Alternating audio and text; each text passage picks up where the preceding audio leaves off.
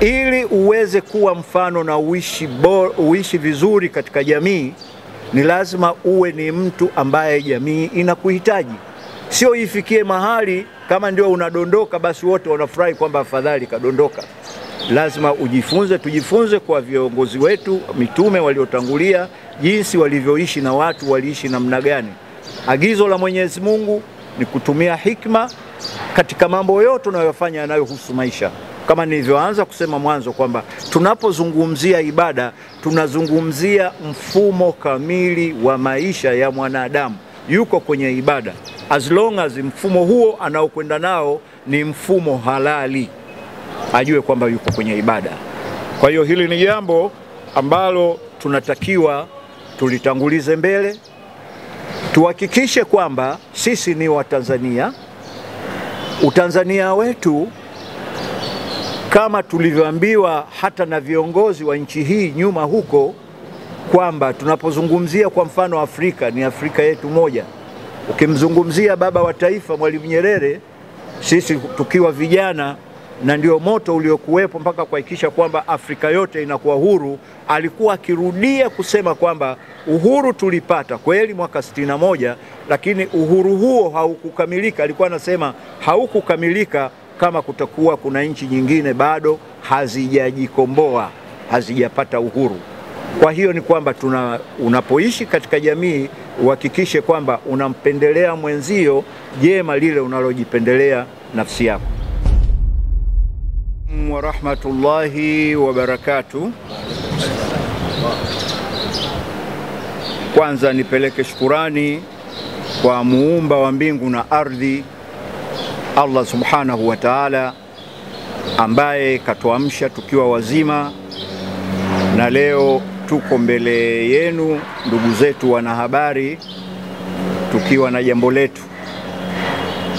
Jambo letu ni kuuzindua au kufahamisha umma juu ya taasisi yetu na nini makusudio ya taasisi yetu, na ni kipi tunachokiona sasa hivi ni cha muhimu katika nchi yetu yenye baraka kubwa mbele za Mwenyezi Mungu. Kabla sijaendelea, ningependa kutoa introduction ya taasisi yetu ambayo inaitwa Al-Malid, taasisi ambayo ni kongwe, iliyosajiliwa usajili rasmi 1992, lakini ni taasisi vile vile baada ya hapo ikapata usajili wa RITA 1994. Kwa hiyo kwanza, kabla ya yote, ningependa kutoa introduction.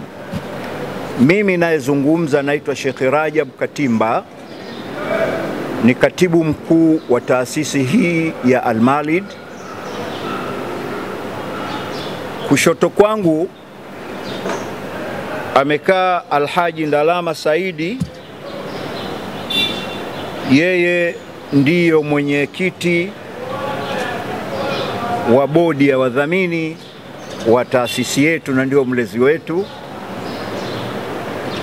Lakini upande wangu wa kulia kuna Hajat Mariam, ambaye naye ni mmoja katika wadhamini wa Al-Malid, na alhamdulillah mashallah akafanya kazi kubwa sana, hasa upande wa kina mama. Kama tunavyojua kwamba hata historia ya dini yetu, wanawake wamekuwa na fursa kubwa mno, na hata muumini wa kwanza wa dini ya Kiislamu ni mwanamke, Bi Khadija radhiyallahu anha. Lakini ukiendelea upande wa kulia pembeni kule, kuna mwenyekiti wa watendaji wa Al-Malid ambaye jina lake anaitwa Yusuf Mikidadi. Narudi tena kushoto pembeni kabisa kule, huko tunampata Abdul Azizi Madenge, ambaye yeye cheo chake ni katibu mwenezi taifa.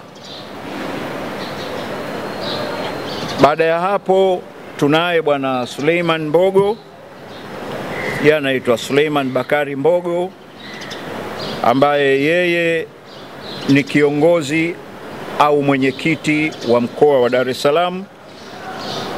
Hawa ndio baadhi ya viongozi ambao tumekuja kukutana na nyinyi ndugu zetu waandishi wa habari. Lengo letu kubwa kwanza ni kuitambulisha taasisi kwa ambao labda hawajawahi kuisikia, ili waweze kuijua na waweze kujua kazi yake ni nini. Lakini lengo jingine ni mustakabali wa nchi yetu na nini nafasi yetu au nini nafasi ya Mtanzania katika kuitumikia nchi yake. Ndugu zangu, hii Al-Malid kama nilivyosema kwamba ni taasisi kongwe, lakini ni taasisi ambayo kazi yake kubwa ya kwanza ni kuwazindua watu walioghafilika na dini, walioghafilika na Mwenyezi Mungu. Hii ndio kazi yake kubwa. Tujue ndugu zangu kwamba Mwenyezi Mungu kutuumba alikuwa na malengo yake, na lengo kuu la Mwenyezi Mungu kutuumba ni kumwabudu Mwenyezi Mungu. Yeye ndio aabudiwe, kusiabudiwe chochote kile. Lakini kwa bahati mbaya watu wameghafilika kufikia mahali kwamba Mwenyezi Mungu tunamuondoa kwenye nafasi yake ya uungu, na hili ni janga kubwa. Kwa hiyo sisi kama Al-Malid tulikuwa tunatekeleza amri ya Mwenyezi Mungu, kwa sababu ukienda kwenye Qur'ani chapter ya 3 au sura ya 3 aya ya 104, Mwenyezi Mungu mwenyewe anatoa amri, anasema waltakum minkum ummatun yad'una ila alkhair, waltakun minkum ummatun yad'una ila alkhair wa ya'muruna bil ma'rufi wa yanhauna 'anil munkar wa ulaika humul muflihun. Kwamba kuwepo na kundi, kuwepo na taasisi, kuwepo na watu ambao kazi yao, unaona, watakuwa ni wenye kuamrisha mema. Wao na waita watu katika kufanya mambo mema, mambo ya amani, mambo ambayo Mwenyezi Mungu anayaridhia. Kazi yao iwe ni kuamrisha mema na kukataza maovu. Kwa hiyo utakuta kwamba taasisi yetu, kule kuwepo tu kwa taasisi ni agizo la Mwenyezi Mungu kutekeleza kile alichokisema kwenye kitabu chake. Lengo la Mwenyezi Mungu ni kuabudiwa, lakini kwa bahati mbaya huyu mwanadamu amesahau Mungu anaposema ibada, yeye basi akili yake imekwenda moja kwa moja kwenye kusali tu, kwamba hiyo ndiyo ibada. Wakati kumbe kusali ni sehemu tu ya ibada ya kumwabudu Mwenyezi Mungu, lakini Mwenyezi Mungu anaabudiwa katika hali yoyote, tangu siku ile uliozaliwa mpaka siku utakayoondoka duniani. Unajifunza na unaabudu. Jinsi utakavyokuwa unaishi, kama utakuwa unafanya kazi, almuradi kwamba kazi yako ni ya halali, uko tayari kwenye ibada na unapata thawabu zako. Jinsi utakavyoishi katika jamii, jinsi utakavyokuwa mtu wa imani, mtu ambaye unapendwa na watu, kukosekana kwako inakuwa ni adha kwa watu, ujue kwamba uko kwenye ibada. Na anakwenda mbali zaidi kwamba mwanadamu siku zote asiyo ni mwenye kujipendelea tu peke yake, bali yale anayoyapenda yeye ampendelee na mwenzie. Ukifanya namna hiyo uko kwenye ibada. Kwa hiyo taasisi ya Al-Malid, moja ya kazi ni kuwazindua watu ambao wameghafilika na Mwenyezi Mungu. Hiyo ndio kazi ya kwanza ambayo tunamshukuru Mwenyezi Mungu ametusaidia, tunaifanya vizuri, na ukongwe wetu hatujautumia vibaya. Tuna wawakilishi almost kila mkoa, na tunaratibu kwa kazi mbalimbali, kazi ambazo mwanadamu anazihitaji: mayatima, wajane, Bi Mariam mnayemwona hapa, hicho ndio kitengo chake kikubwa. Kama tunavyojua kwamba wajane ni watu ambao wanatakiwa kuhudumiwa, kwa hiyo tunatafuta misaada au na sisi wenyewe tunawashirikisha watu, tunaishirikisha serikali kuhakikisha kwamba jambo hili linakuwa. Lakini tukirudi tena upande mwingine, kazi si hiyo tu, kuna kazi nyingi tu. Kuna kazi za kuchimba visima, kuna kazi za mahospitali kuhakikisha kwamba tunakuwa na kliniki na kutafuta dawa ziweze kuwafikia walengwa. Tunashirikiana na taasisi nyingine, kwa mfano kama taasisi ya JAI ambayo imefanya kazi kubwa sana nchi hii katika kuhudumia wananchi ambao wamepewa mtihani wa Mwenyezi Mungu wa kuugua. Tuko nao bega kwa bega, serikali tuko bega nayo, yani kuhakikisha kwamba kila kitu kinakwenda sawa. Na hizi huduma mbalimbali tunazozitoa, pamoja na kwamba sisi ni taasisi ya Kiislamu, hazijalishi kwamba lazima walengwa ni Waislamu, walengwa ni Watanzania. Kwa upana zaidi tunashirikiana vile vile na taasisi za kimataifa. Kwa hiyo yeyote ambaye ni Mtanzania katika sehemu hii ambayo Mwenyezi Mungu ametuchagulia tuwe, sisi wote ni wadau, bila kuangalia kwamba huyu ni Muislamu au huyu ni Mkristo. Lakini pili, katika kuhakikisha kwamba tunaitangaza hii taasisi kwa watu wote na kutoa huduma. Lakini kuna kitu kimoja muhimu sana ambacho tunahakikisha kwamba ndio msingi wetu mkubwa, kwamba tunafikishaje ujumbe.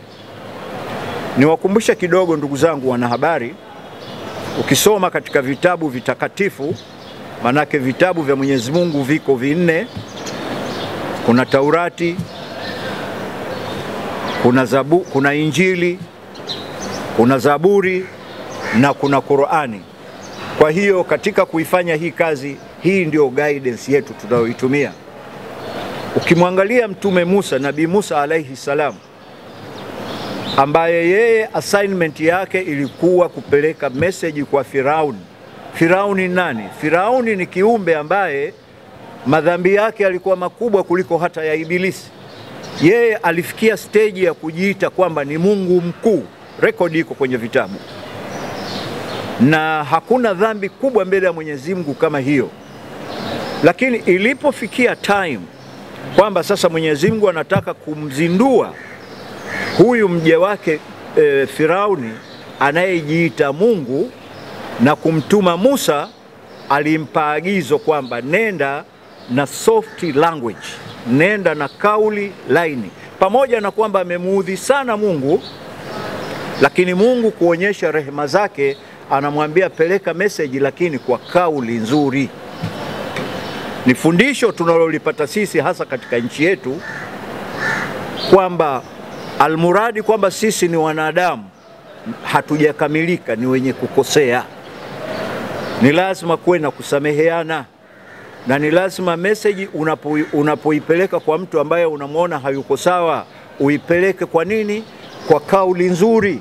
Kwa sababu Mungu ametoa rekodi nyingine kwenye Qur'ani, wakati sasa anampeleka mtume wa mwisho, mtume wetu Muhammad sallallahu alaihi wasallam, anamwambia waite watu katika dini ya Allah kwa hikma, wisdom na maneno mazuri.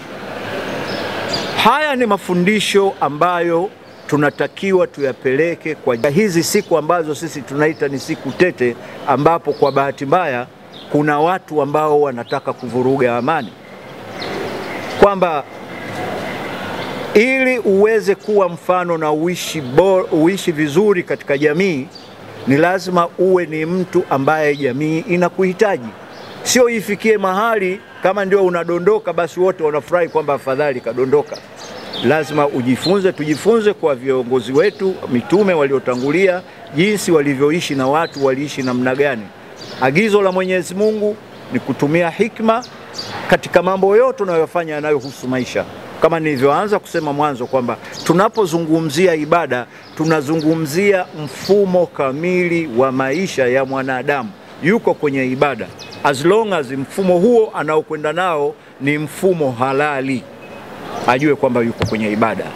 Kwa hiyo hili ni jambo ambalo tunatakiwa tulitangulize mbele, tuhakikishe kwamba sisi ni Watanzania.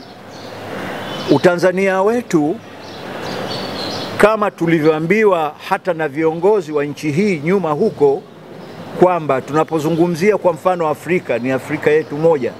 Ukimzungumzia baba wa taifa Mwalimu Nyerere, sisi tukiwa vijana, na ndio moto uliokuwepo mpaka kuhakikisha kwamba Afrika yote inakuwa huru, alikuwa akirudia kusema kwamba uhuru tulipata kweli mwaka 61, lakini uhuru huo haukukamilika. Alikuwa anasema haukukamilika kama kutakuwa kuna nchi nyingine bado hazijajikomboa, hazijapata uhuru. Kwa hiyo ni kwamba unapoishi katika jamii uhakikishe kwamba unampendelea mwenzio jema lile unalojipendelea nafsi yako. Ndugu zangu wanahabari, kama mnavyofahamu kwamba katika chini ya wiki mbili kutoka sasa hivi nchi hii inaingia kwenye uchaguzi. Uchaguzi ni jukumu letu la kikatiba kama Watanzania. Ni jukumu ambalo linakuja kila baada ya miaka mitano. Kuweza Mtanzania kukaa chini ukatafakari na akili yako timamu kwamba nani ni mtangulize mbele katika uongozi. Ni jukumu ambalo kila mtu anatakiwa ahamasishwe, pamoja na kwamba hawezi kufungua pingu kwamba nenda kachague, lakini ahamasishwe, ajue wajibu wake wa kikatiba kwamba sasa ni wakati wa uchaguzi. Kama ni wakati wa uchaguzi, nini nachotarajia, nani ambaye ningependa aniongoze awe kiongozi wangu katika nchi. Sasa kwa bahati mbaya, tunapofikia muda kama huu, huwa kuna kutokuelewana, na kwa bahati mbaya kuna baadhi ya watu ambao sasa hivi tetesi zimesha kuwa ni nyingi tu kwamba wanapenda kuvuruga, wanataka kuvuruga uchaguzi. Wakati uchaguzi ni haki ya kikatiba, regardless ya chochote ambacho kinaweza kuwa kimetokea katika nchi, lakini fursa hiyo ni lazima ibaki mahali pake na itekelezwe jinsi inavyotakiwa. Sasa sisi kama taasisi, hili jambo tumekaa na tumelitafakari na kuona kwamba hapana, kwa sababu kazi yetu sisi ni kuwazindua watu, basi tuwazindue watu waelewe kwamba haki ya kikatiba ni kupiga kura. Kwa hiyo tunatoa wito, ndugu waandishi wa habari, nyinyi ndio mtakayotusaidia kupeleka hii message kwa Watanzania na dunia yote inatuangalia, kwamba watu waelimishwe hata kwa siku hizi chache, na wakae mbali na yeyote ambaye anataka kuvuruga uchaguzi. Uchaguzi ni haki ya kila raia, hata kama kuna nini, lakini hilo jambo kwanza ni first priority. Kwa hiyo hatutakuwa tayari sisi kama taasisi, tunaungana na Watanzania kuhakikisha kwamba hiyo tarehe 29 ikifika tunakwenda kupiga kura. Hili ni jambo ambalo ningependa lieleweke, na nisingependa kwamba vyombo husika vikae vikisubiri, na wakati vinaona kabisa kwamba kuna mtu anataka kuvuruga amani, kwa sababu sisi Waislamu tunapozungumzia amani tunazungumzia dini yetu.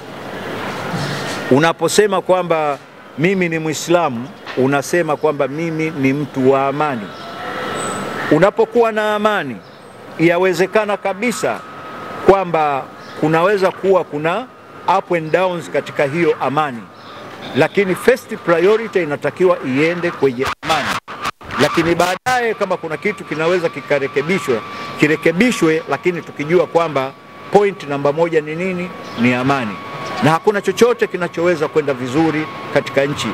Hata hiyo ibada yenyewe ambayo Mwenyezi Mungu ametuambia kwamba ibada sio kusali peke yake, ni kufanya kazi, almuradi kazi yenyewe ya halali. na mambo mengine yote, haiwezekani uyafanye kama hakuna amani. Kwa hiyo na kuombeni sana ndugu zangu, tupeleke hii message kwa Watanzania kwamba hizi siku chache zilizobaki sisi wote tuwe ni wajumbe wa kuhubiri amani, ili tatizo hili zoezi hili liweze kwenda salama.